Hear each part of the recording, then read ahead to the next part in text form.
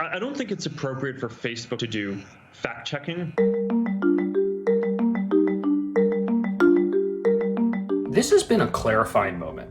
We're learning exactly what Facebook is and who Mark Zuckerberg is.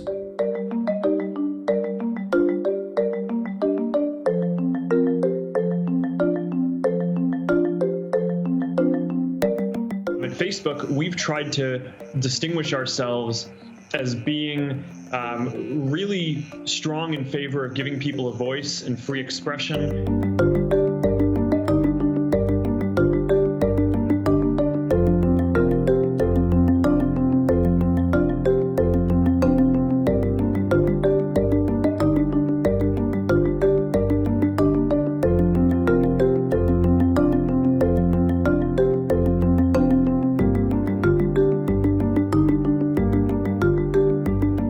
Facebook has a policy that prohibits misinformation on voting methods.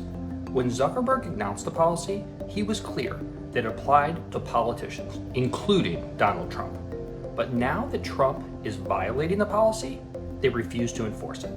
Instead, Zuckerberg appeared on Fox News and defended Trump's right to undermine the integrity of the 2020 election. He went on to criticize Twitter for taking a different approach. I wondered if you thought that Twitter may have made the wrong decision here.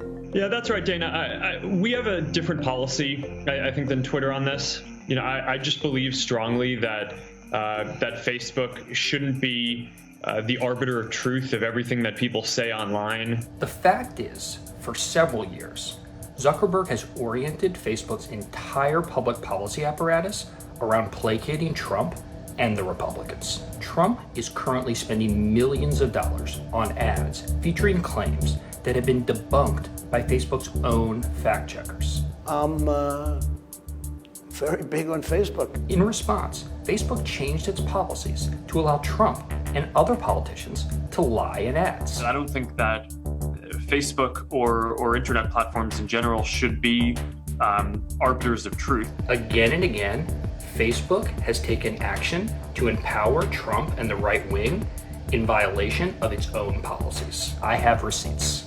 Facebook recruited the Daily Caller, a website founded by Fox News host Tucker Carlson, to become an official Facebook fact checker. My politics are so complicated that I don't even understand my own politics a lot of the time. The decision was made even though the Daily Caller has a long history of publishing misinformation. The Daily Caller now uses its privileged position to benefit Trump and to reduce the distribution of critical articles about Trump by publications like Politico. Thank you.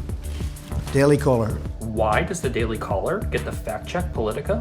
Because Mark Zuckerberg says so. That's a kind of a dangerous line to get down to in terms of deciding what is true and what isn't. Facebook hired former Senator John Kyle to produce a report about whether Facebook was biased against conservatives.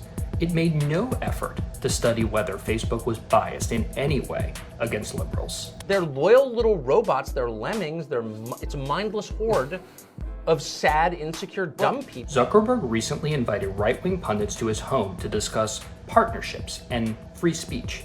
Among the invitees was Tucker Carlson, who recently said that immigrants were making America dirtier. We have a moral obligation to admit the world's poor, they tell us, even if it makes our own country poorer and dirtier and more divided. And Brent Bozell, who said Obama looked like A skinny ghetto crackhead. Zuckerberg announced the launch of Facebook News on a stage with News Corp CEO Robert Thompson, a top executive in Rupert Murdoch's right-wing media empire. I do have one question.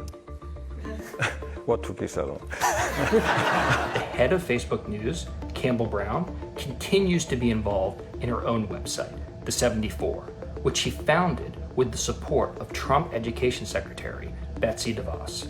Brown used the site to write a column lavishing praise on DeVos. I think, frankly, many of your former counterparts are basically lazy. Brown and Zuckerberg hired a former producer for Fox and Friends, Trump's favorite show, to head video strategy for Facebook News. So it's good. I get the word out on your show. I love your show. Thank you so much, Mr. President. She'll be a member of Facebook News' curation team, which means she'll select what content appears in Facebook's News tab.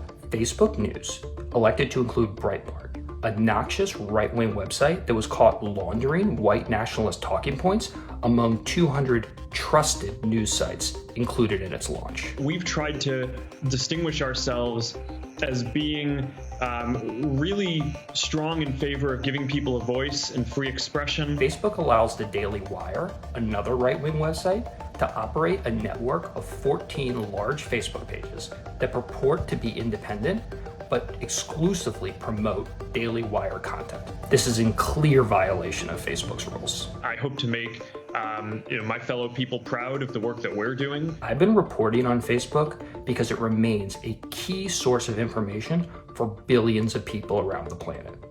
To stay informed, check out my newsletter, Popular Information, at popular.info.